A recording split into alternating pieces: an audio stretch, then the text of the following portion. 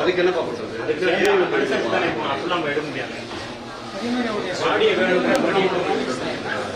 Light போடு, light பொறுமை வேணாமா? லைட் வேணாம், லைட் வேணாம். ஐயா உள்ள ஐயா சேர்ந்து வாங்க, ஐயா சேர்ந்து வாங்க. ஐயா ஒரு ஷாட்டு கூட எடுக்கலைங்க ஒருத்தர்.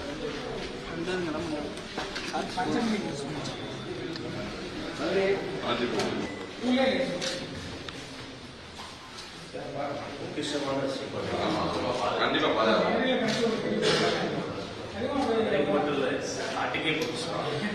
நல்ல வாய்ப்பு.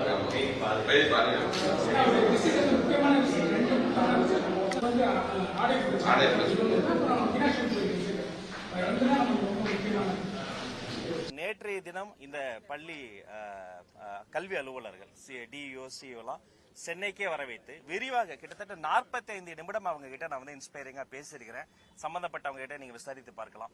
எப்படி மாணவனை அணுகணும், அவங்க இம்பார்ட்டன்ஸ் கொடுக்க வேண்டியது என்ன, மனநலன், இன்ஃப்ராஸ்ட்ரக்சர், உணவு தரம், மாடல் ஸ்கூல்ஸ், வெற்றி பள்ளிகள், பழைய மாணவர்களையே தூதுவர்களாக பயன்படுத்துவது, பிரைவேட் பார்ட்டிசிபேஷன் இருந்தால் அதை டிரான்ஸ்பரண்டா வெப்சைட்ல எவ்வளவு கான்ட்ரிபியூட் பண்றாங்கன்னு போடுவது, உள்ள கிரீவன்சஸ் மாணவர்களுக்கு மட்டும் கிடையாது ஆசிரியர்களுக்கும் அழுத்தம் இருக்கும். அதையெல்லாம் காது கொடுத்து எப்படி கேட்கணும், அவங்கள நீங்க ஃபெசிலிட்டேட் பண்ணணும். ஒரு ரைடு மாதிரி போகாம ஃபெசிலிட்டேட் பண்ணணும். பதிலுக்கு நான் என்ன பண்ணுவேன்னா, முறைப்படி டிஆர்பியில பேசி அந்த காலி பணியிடங்களை எத்தனை வேகமாக நிரப்ப முடியுமோ நிரப்புவோம்.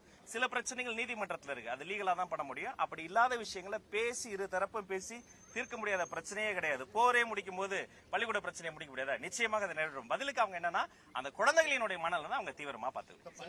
அதாவதுங்க, இப்ப நடக்கக்கூடிய இந்த பிரச்சனையை பொறுத்த வரைக்கும் சூப்பர் எல்னினோவால மழை பொழிவு என்பது கம்ப்ளீட்டா பாதிக்கப்பட்டிருக்கு.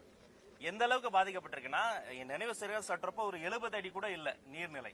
அப்ப இது 2 மாநில மக்களும் இதை உணர்ந்து இருக்கிறார்கள். இது காலநிலை மாற்றம், அதற்குன்னு தனியாக பட்ஜெட்ல நம்ம பேசிட்டு இருக்கிறோம். அப்ப இது வந்து அறிவியல், அரசியல் தெரியற மாதிரி அறிவியலும் அண்ணனுக்கு தெரியணும்னு நான் கேட்டுக்கிறேன். அதனால அரசியல் வேறு, அறிவியல் வேறு. இந்த மாதிரி பிரச்சனைகளை அறிவியலையும் நாம வந்து பார்க்கணும். அப்புறம் அவங்க ஆட்சியில் இருந்த போது கொடுக்க வேண்டிய பிரச்சனைகளுக்கு கொடுக்க வேண்டிய அழுத்தங்களை கொடுத்திருந்தால் மக்கள் மறுபடியும் அவர்களுக்கு ஆட்சியை கொடுத்திருப்பாங்க. 2 எலெக்ஷன் அடுத்து தோத்துட்டாங்க. அதனால அவர்கள் கொஞ்சம் சுய பரிசோதனை செய்து கொள்ள வேண்டும் நான் வந்து கேட்டுக்கிறேன். இல்ல, அது தவறா புரிந்து கொள்ளப்பட்டது. நான் சொன்னது என்னன்னா, அந்த நிருபர் என்ன கேட்டாங்கன்னா, ஒரு சில இடங்கள்ல சென்சிட்டிவா பசங்களுக்குள்ளார சாதிய வன்முறை மோதல்ல தூண்டி விடுறாங்க. இப்ப வந்து இந்த பேண்ட்ஸ் இருக்குல்ல, ஃப்ரெண்ட்ஷிப் பேண்ட்ஸ், அதுல வந்து இன்ன சமூகத்துக்கு இன்ன கலரு அப்பெல்லாம் போட்டு வெளியில இருந்து யாரோ தூண்டி விடுறாங்க. அப்ப அதையெல்லாம் அனுமதிக்க கூடாதான் சொன்னேன் தவிர, மற்றபடி என்ன பிராக்டிஸ் இருந்ததோ அதே தான். நானே விபூதி குங்குமம் வச்சுட்டு தான் பள்ளிக்கூடம் போவோம். அதெல்லாம் ஒன்னும் பிரச்சனை இல்லைங்க.